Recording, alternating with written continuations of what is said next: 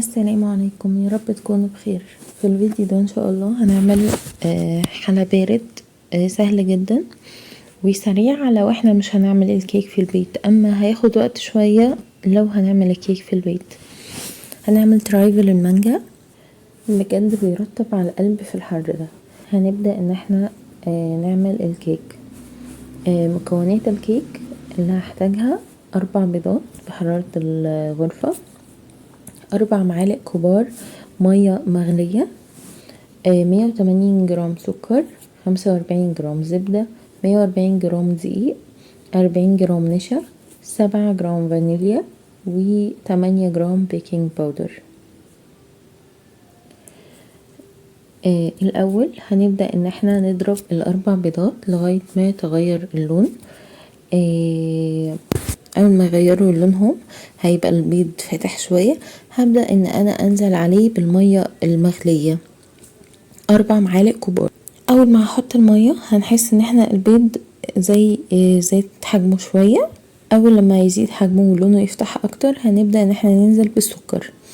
اول ما يتحول لكريمة كده وحجمه يكبر كده هبدأ ان انا اوقف ضرب، وهرش الاول الفانيليا على الوش، وبعد كده هكون مجهزة عندي الدقيق على البيكنج باودر على النشا مخلوطين. ابدأ ان انا انزل على خليط البيض شوية بشوية بالدقيق. انا نزلت حوالي مثلا 4 أو 5 مرات، يعني خلصت كمية الدقيق دي على 4 أو 5 مرات. وهبدأ ان انا اقلب بشويش عشان الخليط ما يهبطش. اول ما هخلص كمية الدقيق اخر حاجة هصب الزبدة عندي على الخليط، وابدأ ان انا اقلبه بالراحة برضو لغاية ما يتخلط تماما. هبدأ ان انا انزل الخليط في صينية كنت مجهزاها بورق زبدة قبل كده. هخبط الصينية خبطتين، وبأي خشبة عندي او بظهر معلقة هبدأ ان انا الف الخشبة او ظهر المعلقة دي في الخليط بالشكل ده عشان بس وشها ما يشققش. وهدخلها عندي في فرن ساخن مسبقا على درجة حرارة 170. هي خدت معايا حوالي 25 دقيقة بس نتابعها، واول ما الوش يبقى باللون الذهبي كده هنطفي عليها ونعمل لها تيست برضو بعصاية الشيش طاووق، لو خرجت نظيفة يبقى كده كيك. شايفين الكيك عاملة ازاي؟ هسيبها تبرد خالص وهبدأ ان انا اجهز بقية المكونات. انا حطيت عندي جيلي مانجا، حطيت عليه على الباكت كوبايتين مية وسبتهم يبردوا في الصينية كده عشان هنحتاجها بعد كده. و هسيبه الجيلي برضو يبرد في الصينية. هبدأ ان انا اجهز خليط الكاستر. خليط الكاستر عندي حوالي 4 معالق كاستر، عليهم 5 معالق سكر، عليهم حوالي 4 كوبايات لبن. هخلطه الاول على البارد وبعد كده هنقله على نار هادية. هقعد اقلب فيه لغاية ما يبدأ ان هو يغلي.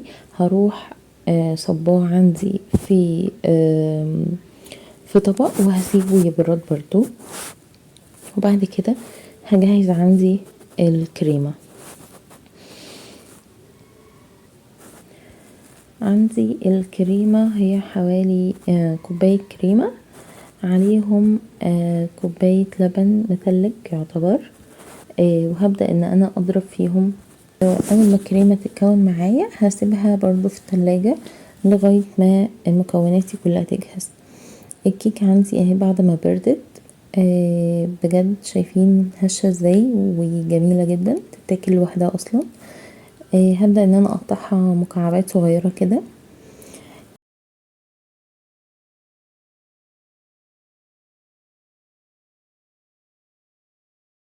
وبعد كده عندي الخليط الكاستر عندي برد. هبدأ ان انا اضيف عليه من الكريمة اللي كانت اللي انا عملتها، وهخلطهم مع بعض كويس قوي وهسيبهم بقى على جنب. وهحضر عندي مانجا مكعبات، والجيلي بقى اللي احنا كنا عاملينه ده هقطعه مكعبات كده اكنه هو مانجا برضو، عشان لو حد ما عندوش مانجا ممكن ده يستخدمه بديل للمانجا. وهجهز خليط اللي هنسقي بيه الكيك. حطيت نص كوباية مانجا على نص كوباية لبن وقلبتهم مع بعض. هبدأ بقى ان انا ارتب الحلة بتاعي.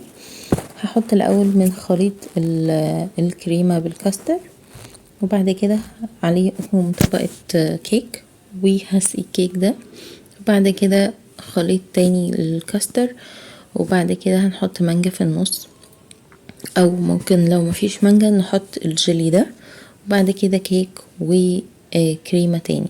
وممكن برضو ترايفل المانجا ده بدل ما هي في قالب كبير، لا ممكن نعملها في كوبايات برضو صغيرة كده او اطباق صغيرة، ونزين بالطريقة اللي احنا حابين بيها.